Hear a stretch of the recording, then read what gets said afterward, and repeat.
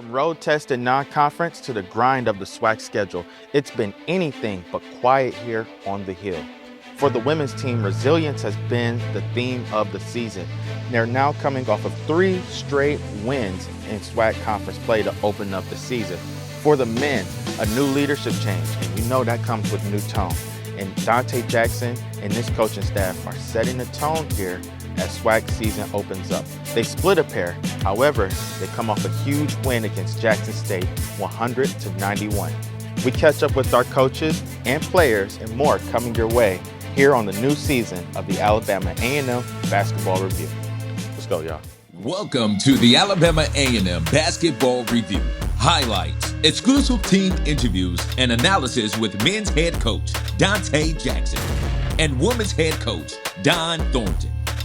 We're breaking down the games, reliving the big moments, and getting you geared up for the next big battle.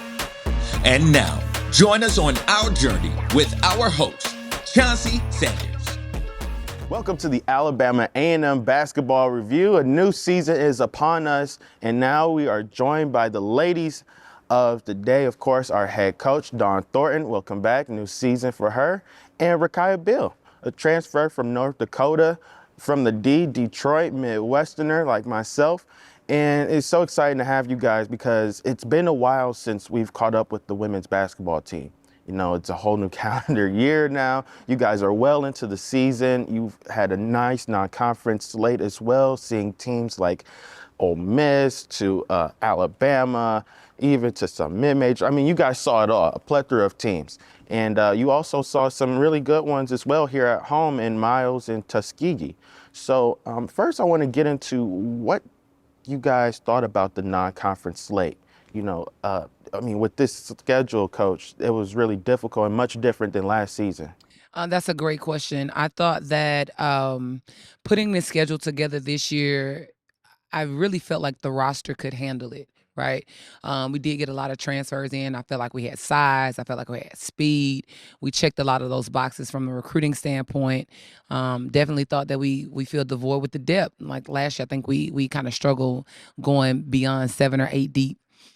So playing the teams that we played in the preseason, it was a very difficult preseason schedule. However, again, I thought that we would be able to compete a little bit better than we did.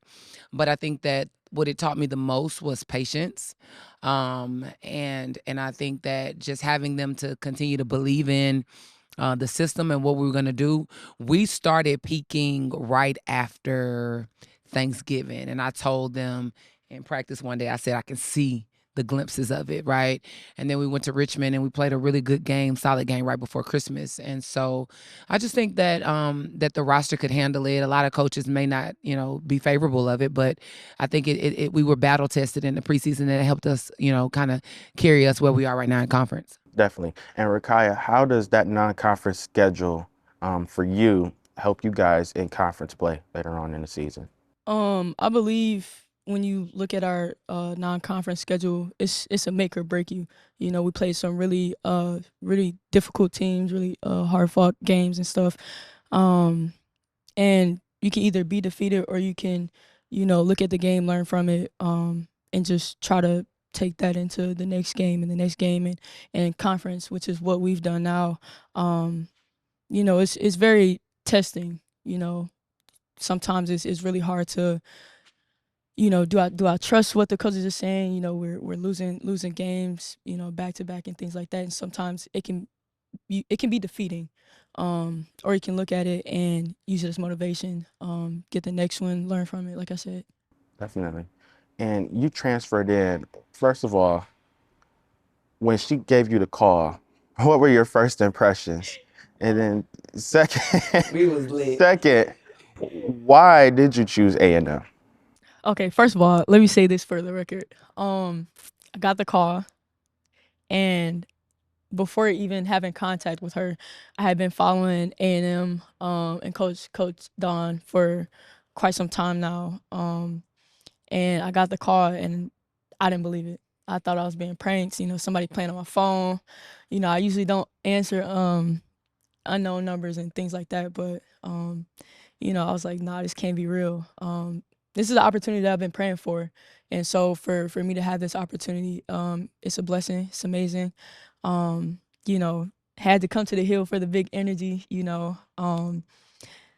She sold me before I even touched foot on this campus. The whole coaching staff sold me before I touched foot on this campus, just because of the energy and the amount of confidence that they spoke into me. It's really hard to turn that down. No question. And we see it on the floor and between you guys' interactions as well. So I want to get a little bit further into the non-conference slate. We're trying to catch people up here on the show.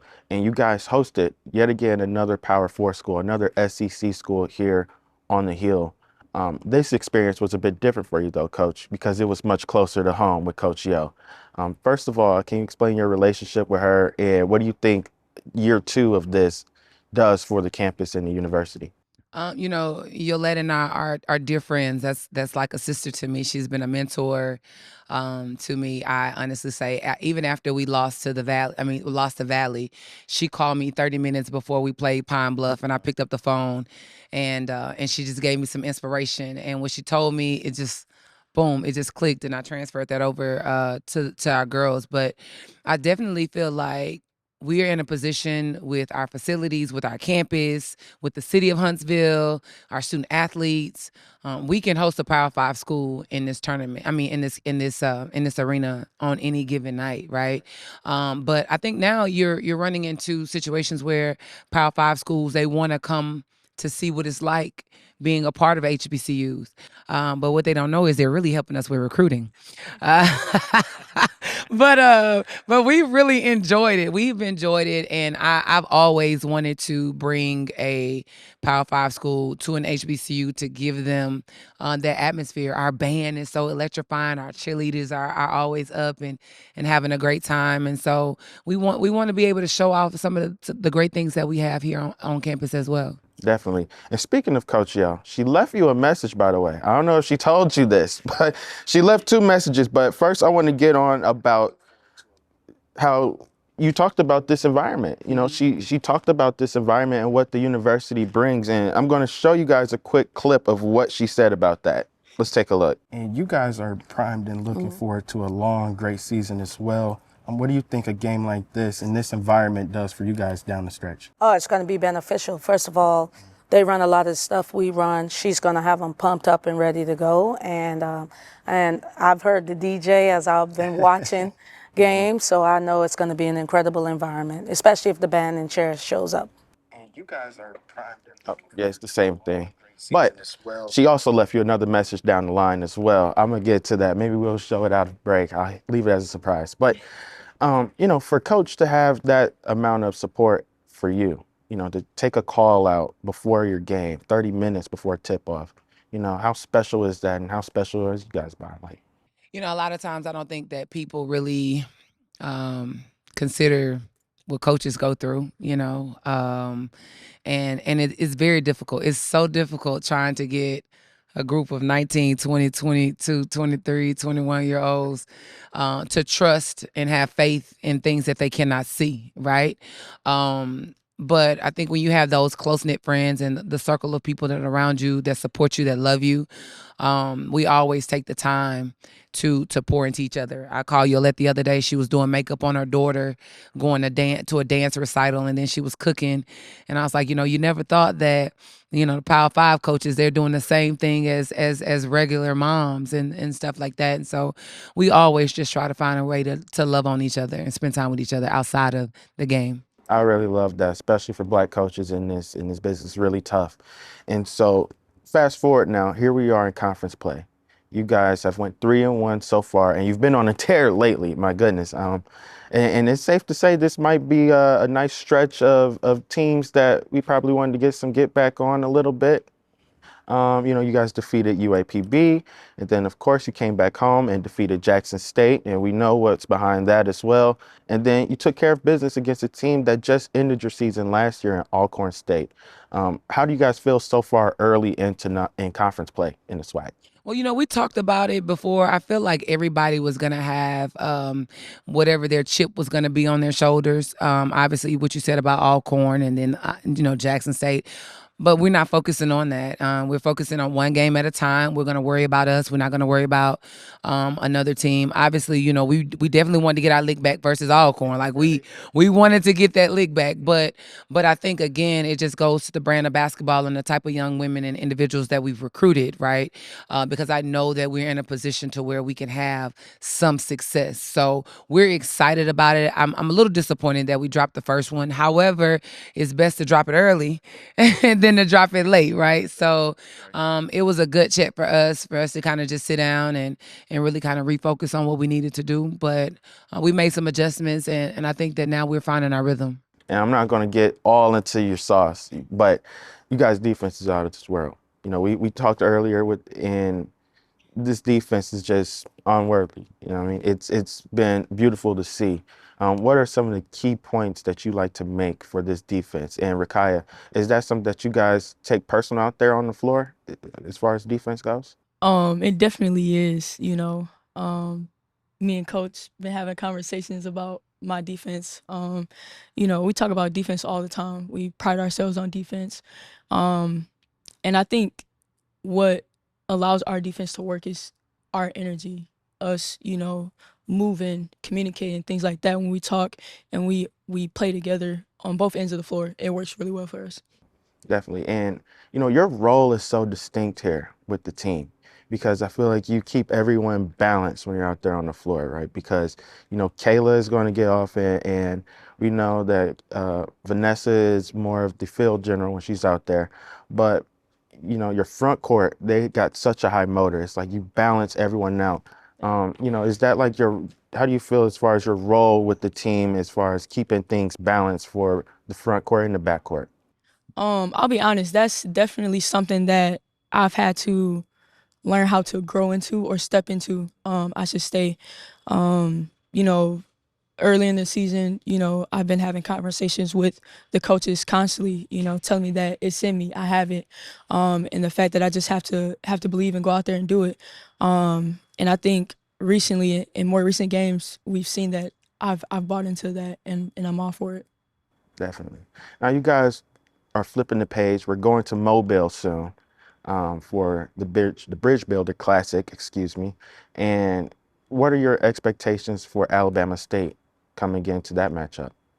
Well, our expectations is to win.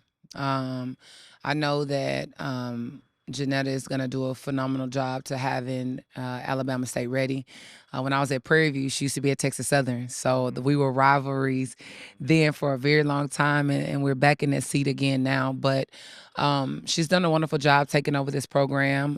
Coming behind Frida is big shoes to fill, right? But we just got to make sure that we take care of business and do what we need to do. Just having everybody just locked in.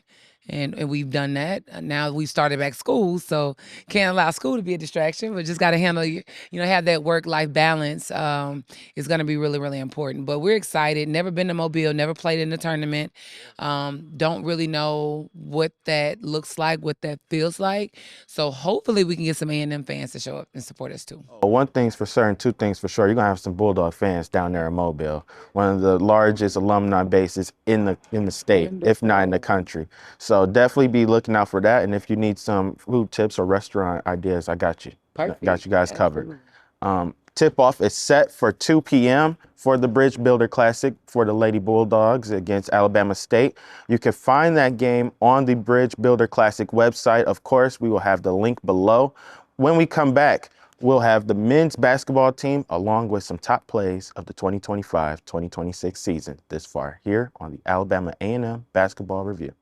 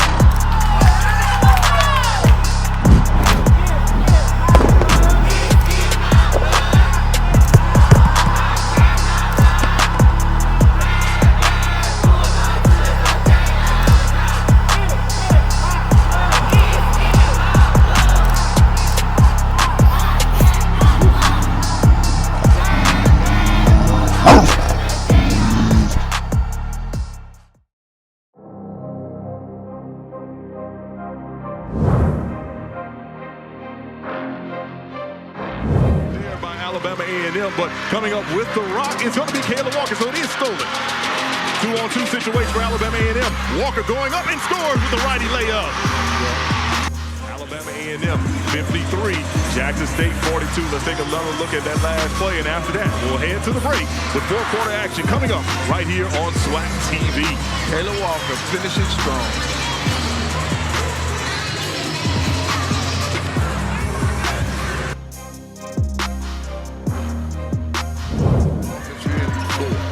Indeed, here's Contavious Dozier. You know, he's got those 3 personal fouls. He gets it inside to P.J. Eason. The floater is up and good for Eason and 1. Ron Davis of Alabama A&M. Davis going to kick it out to Sammy Pieces. Pieces driving. Reverse layup is up and good. Sammy Pieces gets Alabama A&M on the board first. Throw it inside to Nick Woodard. Nothing doing. Now here come the Bulldogs. And going to Dunk City right there is Karan Davis.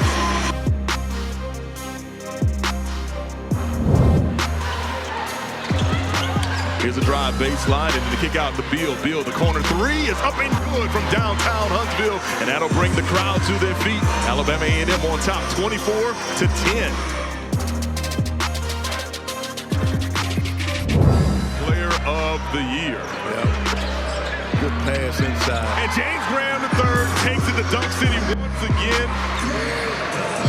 He owned the paint on that play. They really could have. Thankfully, it was not taken off of the board. Here's a way deep three-pointer. It's good by Kayla Walker. Good God almighty, that was Caitlin Clark distance. Yep. No-go through for Kayla. Man, oh man.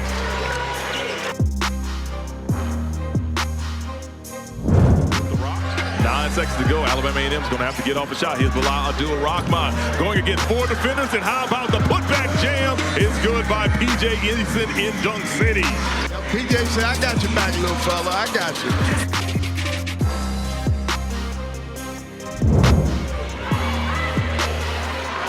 So here's Kayla Walker now going behind her back. She's going to step back. The long 2 is up and good for Kayla Walker. Oh, they're going to call it a 3 as well.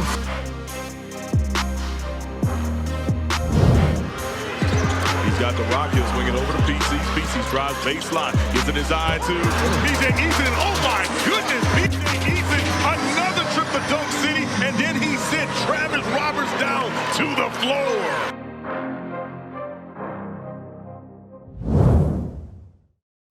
We are Alabama A&M University, a world-class institution where future leaders prepare to make their impact on the world. Here, education isn't just about learning, it's about leading, with nationally recognized programs in STEM, agriculture, business, and the arts. We are inspired by our rich heritage and bold future, carrying the spirit of the Hill with excellence. Alabama A&M University. Start here, go anywhere. And welcome back to the Alabama A&M basketball review. Earlier we had the women. Now it's the men's turn here at the crown jewel of the Tennessee Valley, as I'm now joined alongside by none other than the 11th men's basketball head coach, Dante Jackson, and transfer starting big P.J. Eason. Guys, it's been a really interesting season for you all so far. 7-6 in non-conference play. You guys have saw a plethora of teams, whether it was going on the road to Bloomington against Indiana and also at home against Tennessee State. These different opponents that you guys have been able to blend in non-conference play, what do you think it does for you guys as we move forward in the conference play? Honestly, I think it helps us. We had a tough schedule where you're playing some high majors, and then we have some mid majors in there, some like opponents, and had a chance to play at home. Gave us a chance to build some chemistry, some camaraderie early, because winning matters, and being in the game matters. So it gave us a lot of chemistry and camaraderie early, and just letting us know what we need to do to kind of perfect our craft. So excited about the where we were at the end of non-conference 7-6. Still felt like we could have been better than that, but at the end of the day, we're trying to grow to be the best product that we could be in March. Definitely. And PJ, what do you think about the non-conference play? You guys, and you have a strong responsibility down there as a big because you're seeing different levels of bigs, whether it's in mid-major to also Power Four teams like Clemson and Indiana as well. It just helped me and the big group prepare and be ready for the bigger games, like down the line, the SWAC tournament, and once we get to the NCAA tournament. So Big aspirations. I love it. So now we're here in conference play, right? You guys have split a pair in both series now, 2-2 on the season. Let's just first get started with those losses briefly here. You guys lost first on the road to UAPB by 12, 93-85. Doing my math here correctly, 95-83, if you will. But you guys lost that one. Probably could have had that one back if you look through the box score, more likely than not. But if you actually are watching the peripheral and watching the full game, you could see that you guys were very much into that game. Is it just a couple plays that could have probably changed that game, or was it honestly more than that? Honestly, I think it was more than that. I think we go into that game, we just didn't. How can I say? We just didn't defend the way we needed to defend. We gave up so many drives to the basket that created our defense being in rotation. And the tough part of it is that we actually scored well that game. We shot a great percentage that game, but our motto is, we're gonna sweat something. We're gonna play defense. We got to we gonna defend at a high level. We gonna take pride in defending, and keeping that ball out the rim, and we trying to put it in the rim. So the tough thing is, our defense didn't hit the road. It didn't hit the road that day, and like I tell them, the one thing that got to travel no matter what is defense, because we don't know if we're gonna make shots. I don't know what the ref gonna do. I don't know none of that, but I know one thing we can control is effort and energy, and we didn't do a good job of just keeping the ball in front of us. And I give credit to UAPB; they shot the lights out. Like at the end of the day, it is what it is. Sometimes they was at home, they shot the ball at a high level, and they made shots, and even some of those shots was highly contested. And you look and you just say, hey, man, sometimes you got to slap fives to be like, hey, man, good job. We'll see you in Huntsville. For PJ, when you have a game like that where it feels like you guys kind of fell flat, you guys didn't follow your principles defensively, how do you take that into the next game, watching film and then preparing so quickly on that turnaround on the road?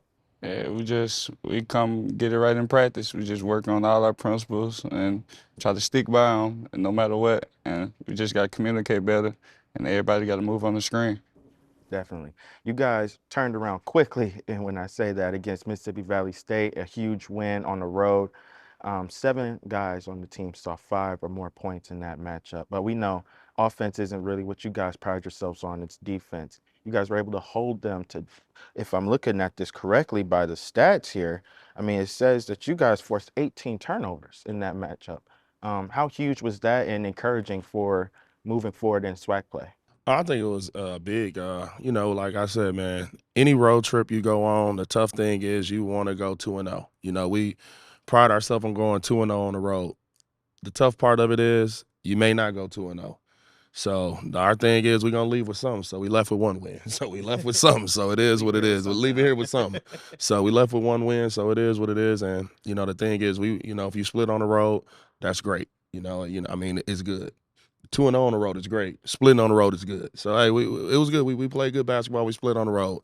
The thing of it is that we played well enough that game where everybody kind of had it on their mind defensively, that we flew around, we caused turnovers, we kind of got more people involved. And the thing is, we pride ourselves on offense also. We just pride ourselves on sharing the ball. And the thing is that day we did a great job of sharing the ball. We had multiple, I want to say 5 or 6 guys in double figures, and like you said, 7 guys with 5 points or more. We shared the ball. We made sure everybody was involved, and I think that helps with team chemistry, team morale when you make that extra pass to your guy, so he know that he gonna be able to get a shot attempt. Definitely. And for you, PJ, when you see your guys are moving the ball like that, they're getting it inside to you, how much does that do for you confidence-wise when your teammates trust you like that? I mean, it makes my confidence go up even more because I know they believe in me and they trust me to keep giving me the ball. But yeah, so I mean, that's for everybody though. So we all got to share the ball so everybody can feel that way. Definitely. Now, you guys come back here at home. You split the pair at home. Let's start first with Alcorn. It was relatively a game that pretty much a lot of people would have thought you guys had in the bag. But as we know, this is a game of runs and things kind of changed late there for you guys, and we were unable to get that last look to go in, losing 64 to 62. What did you think were the true differences in that matchup? We just didn't finish. That last 7 minutes of the game, we might have scored 7 points. We started the first 10 minutes of the game, and we scored 10 points in 2 minutes. I mean, it's like, it was you guys were on fire. yeah, it's like we just didn't finish. And the thing comes down to execution. And like I say, like that's a team loss. We didn't do the things that we needed to do that whole game to be able to, how can I say, finish the way we need to finish. I always talk to our guys, before we go out. One of the things I tell them is finish plays. We get to the free throw line, we go 9 for 17. That's not finishing plays. We miss maybe like 8 layups. We call them bunnies, but still ain't nothing 100% in basketball. So we missed a couple layups around the rim. So when we sat back and we went through it, we left almost 24 points on the board. And then like I tell people all the time, late game execution, that hey, that's on me. We didn't do a good enough job in those 7 minutes of being, as I feel, as organized as we needed to be. And no knock, unfortunately, that game is tough because we're trying to get guys who's coming off injury back into the rotation, and it's their first game, and you getting back out there and playing, it ain't going the way that we needed to go. And unfortunately, sometimes you got to take a loss to wake everybody up, to tell everybody, we need everybody A game. Definitely. And with this conference, I mean, it's so difficult. You just look through the list of teams you have in the rosters. It's any given weekend pretty much for you guys, any given Saturday and Monday, if you will. And I'll tell you like this, Chauncey, like for our conference, like we walk in here, ain't too many conferences in America outside of Power Four that got 2 McDonald's All-Americans playing in it. We'd seen a McDonald's All-American last night, Ruffin, and then you go to Bethune-Cookman, you're going to see a McDonald's All-American with Arterio Morris. So it's like not too many conferences in America besides Power Four has McDonald's All-Americans playing in it. So this is like, this is just what it is every night, man. The margin for error in games is very low. So you have to bring your A game every day. Otherwise, hey, man, everybody good. Everybody good. You might have been JUCO good. You might have been high school good. But everybody's good. So it's like you got to respect your opponent. No doubt. You respect all and fear none. So with that, you guys defeat Jackson State just the other day here at home, 100 to 91. As you said, you saw that McDonald's All-American and Ruffin, and boy, did he try to put up an effort against you guys, right? Yeah, but what about Contavious? I'm telling you, you beat me to the punch. I mean, we're sitting on the side. I mean, we got the best seats in the house, but I don't think we have a better seat than PJ, who's trying to hold it down and have help side defense to grabbing rebounds and kicking out to Dozier. PJ, I mean, what was it like to kind of just sit back and see that matchup going on down low? I mean, it was a great experience just watching it on both sides. But, I got to go with my guy every time. I hear you on that. You guys were able to finish off Jackson State. You had a huge effort defensively where, I mean, despite him putting up that amount of points, it really was difficult for everyone else to try to get off in that matchup. Well, was that some of your key there against I think that was one of the things we went in halftime. We talked about, like, we gave up 8 threes in the first half, and that's why we were down. And we always tell guys, twos don't beat us, threes do. So it's like, like if we can do a good job of, making them shoot twos, and, we came out, man, intensity was at another level. We get out, we get steals, we get dunks, we get layups, our defense turn up. And, I think we maybe had like an 18-2 run fresh out of halftime. And that was a big one right there. Definitely. You guys dominated in the paint as well, 36 to 28. PJ, is that something that you guys take pride in down low? Definitely. Our biggest goal is to win the paint every game. We win the paint, we're going to win the game. Tell me a little bit about you and James down low. I know you guys kind of have a lot of back and forth play amongst each other, and I see you guys interact a lot on the bench and during pregame, kind of maybe passing notes, I'm guessing, to one another about what's going on out there. But, just give me a little bit about your relationship with James. Yeah.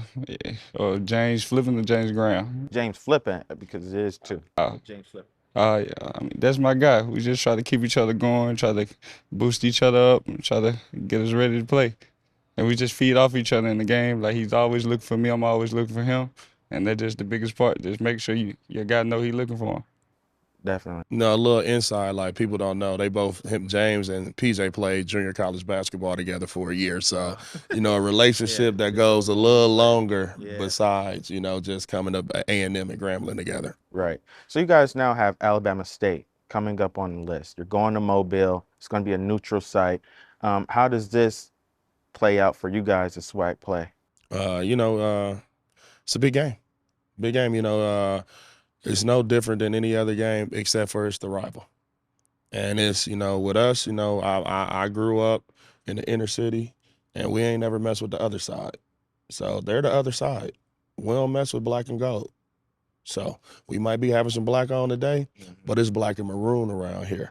It's maroon and white around here. So I'm telling people all the time, nah, man, like, we'll mess with the other side. We coming. We'll be ready. We'll have a great practice week this week, and we'll show up at the Mitchell Center ready to compete like it ain't no other. That will be January 19th in Mobile for the Bridge Builder Classic. You definitely don't want to miss that one. And also, I feel like there's a little bit extra when it comes to this game. You guys were former Grambling guys, and last season, you know, I hate to say, but they ended your season. You know, I feel like there's a little extra when it comes to that and them being SWAC champs as well. Yeah, because, you know, of course, that would have been a situation where, you know, if during that period of time at Grambling, we'd have went to back-to-back, you know, SWAC tournament championship games. Well, it would have been back-to-back. And we lost in the semifinals, unfortunately. But hey, it is what it is. Like we here now. You know, that game is all past history. Maybe about 4 guys understand that game on this team. But at the end of the day, we ain't worried about that game. We worried about the January 19th that's coming up. That's the most important game of the year. It's always the next game is the most important one. So they up next. Up next, that'll be January 19th in Mobile at the Mitchell Center and for the Bridge Builder Classic. Now, please, we want to ask you all to like, subscribe, and share here on the Alabama A&M Basketball Review Show on YouTube, on the A&M Athletics website. And of course, you can find these guys and their socials on there as well. For Coach Dante Jackson, PJ Eason, I'm Chauncey Sanders. We'd like to thank you all for tuning in and watching, of course, and most importantly, go Bulldog. Go Bulldog. Go dog. Thank you for watching the Alabama A&M Basketball Review with head coaches Dante Jackson and Don Thornton. Your support is important to us and the outstanding students here on the Hill.